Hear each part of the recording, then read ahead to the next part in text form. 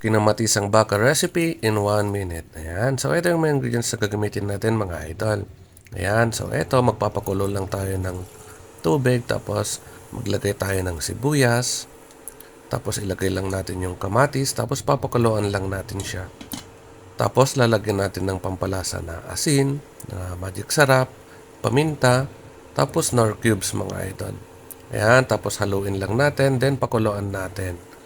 After a while, ilagay na natin yung beef na nahiwa ng maninipis. Ayan, tapos haluin lang natin.